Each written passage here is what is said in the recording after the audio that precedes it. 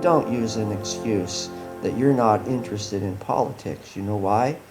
Because politics is interested in you.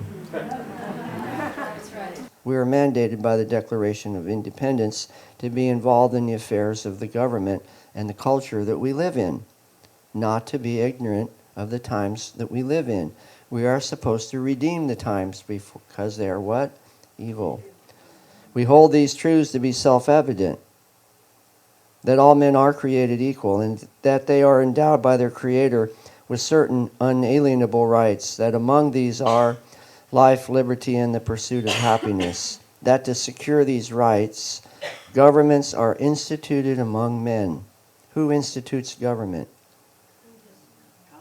God, the Creator of the universe, the one that provides us with life, liberty, and the pursuit of happiness. In order to secure these rights, institutes government. The Constitution and the Declaration of Independence are saturated with biblical values. So why would I argue with you what your theology is when you're already a natural ally with me? And that was the big mistake the body of Christ made in the last election, arguing about whether Romney was a Mormon or not and whether we should vote for him. Because it wasn't about what his Mormonism is about, who was more likely to stand up for the principles of the Constitution. And with the benefit of hindsight, who do you suppose at this point in history, looking back, would have been more likely to have stood on the principles of the Constitution? And one thing leads to another, and here we are finding ourselves with an administration that continues to insist that there's no association between this religion of peace and what their actual stated purpose is. The answer to what they're trying to do, the goals and the purpose of our adversary in the earthly sense, the progressive leftists and the global Islamic movement, ironically enough, is embedded right in the Declaration of Independence. It is that they are seeking to alter or abolish this current form of government. It was not written for a malevolent purpose. It was written for a benign instruction for us to use a checks and balances form of government to solve the challenges that we face, because we don't have a plan B. If we can't find the wherewithal to work out the challenges that face us as a country, we don't have a backup system. The only backup system is chaos and anarchy, a perfect environment for the progressive leftists and the global Islamic movement. Now you can see why they're seeking so hard to destabilize the foundations of the country that we're living on. Because from their worldview, to alter or abolish a form of government that they consider to be discriminatory, biased, and oppressive, and phobic is a good and noble thing. But they're not burdened with the moral crisis of telling the truth. For them, that's irrelevant. That's a tactic, and they're all about the strategy. So they can lie and deceive and censor and alter and stomp on the Constitution or civil law without a second thought, because in their mind, the noble goal is to alter or abolish this current form of government. And they feel, I guess you could say, though it's hard to believe it, that they're doing a good thing. To bow down to the God of this world, to compromise our beliefs and what we stand for, and submit Islam to the doctrines of this world. Islam is using the progressive left to accomplish their strategic purpose. And what is that? What is the goal, the strategy of the global Islamic movement? Somebody said it. Sharia law. I started studying Quranic Arabic. It had no quote-unquote market value.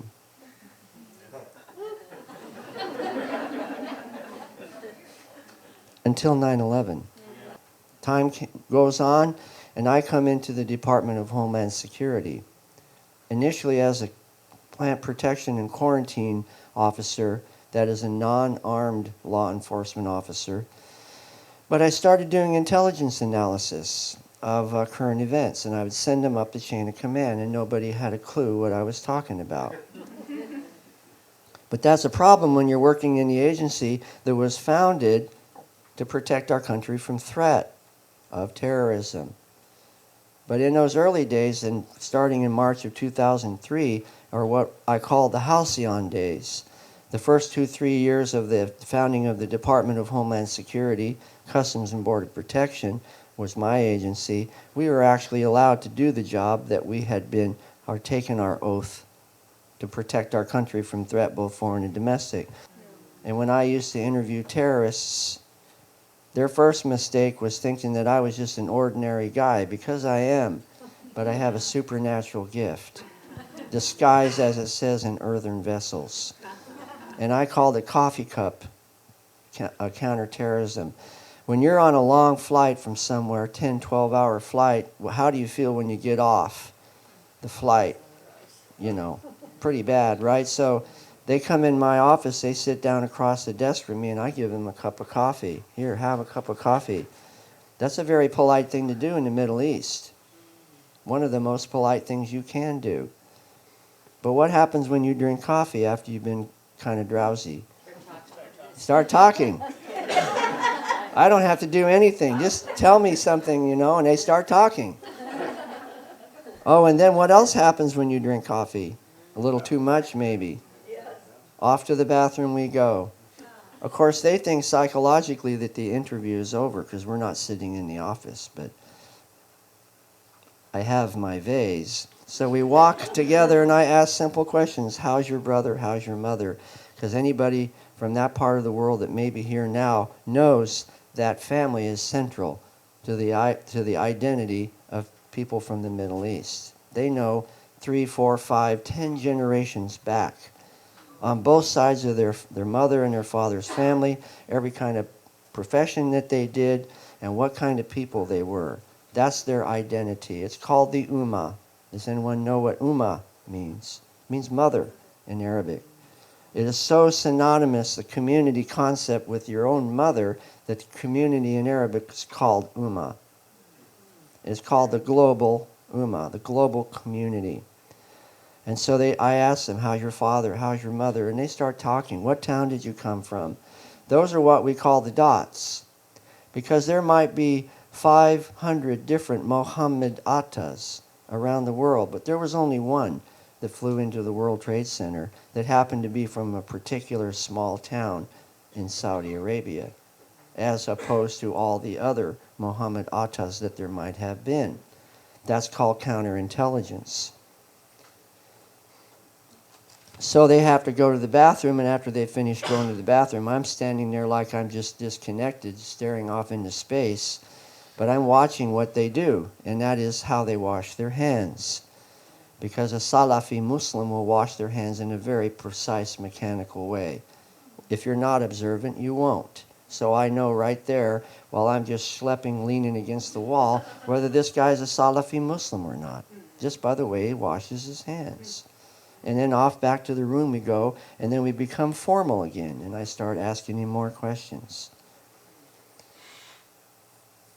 That's what we used to be able to do, but we can't anymore, because it's considered biased and discriminatory and Islamophobic.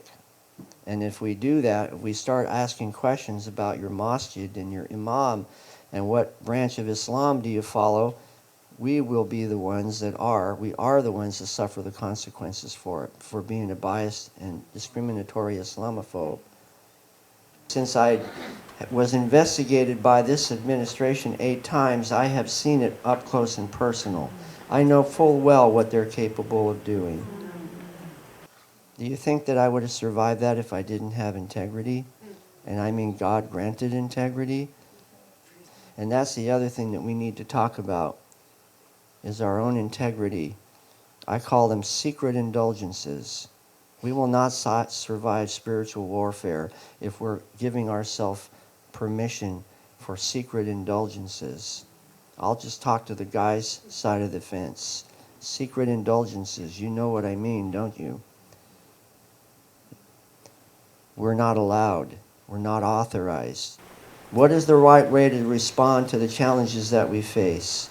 For me, it's really simple. Since we are a constitutional republic, then let us evaluate the candidates based on the Constitution.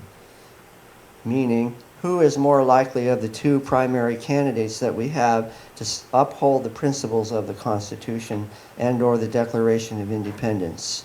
I will choose the uncertainty of the Republican side over the certainty of the Democratic side, because they state plainly what they intend to do, and they will, to their utmost, seek to alter or abolish this current form of government. And if you stand in their way, you will become the violent extremists. Second address to Congress in 1862. The dogmas of the quiet past are inadequate for the stormy present. The occasion is piled high with difficulties, but we must rise with the occasion. As our case is new, so we must think anew, and we must act anew. We must disenthrall ourselves, and then we shall save our country, the last best hope on earth. Thank you, everyone.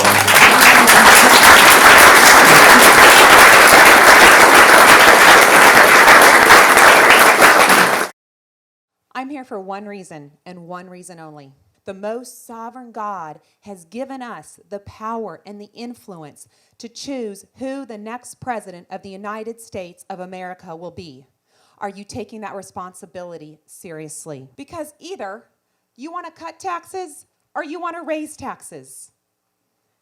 You either want to incentivize companies to invest here or you want to de-incentivize companies to invest here. You either want to keep good jobs in America or you want to send them to China and to Mexico. You either want the health care run by the bureaucrats or you want a good doctor-patient relationship. You either want judges on the Supreme Court who are interpreting the law or those that are legislating from the bench. You either want a president that can say radical Islam or one who's scared to death to say radical Islam. You either want to vet the refugees or you want to have unvetted refugees in our cities and towns gambling with our lives. You either want to rebuild the military or you don't. Our military is as low as it's been since 1917. You either want to save the lives of the unborn or you want to use your taxpayer dollars to pay for abortions. You either want to have the institution of marriage between a man and a woman or you don't. Do you see where I'm going with this? It is two polar opposite platforms. Unfortunately, last election, get this, 38 million Christian voters chose to stay home. The conservatives lost that election by 335,000 votes. 38 million and 335,000. We cannot afford to let that happen this election. If just 10% more Christians vote this election, the conservatives will win this election. Do you realize how important every single vote counts?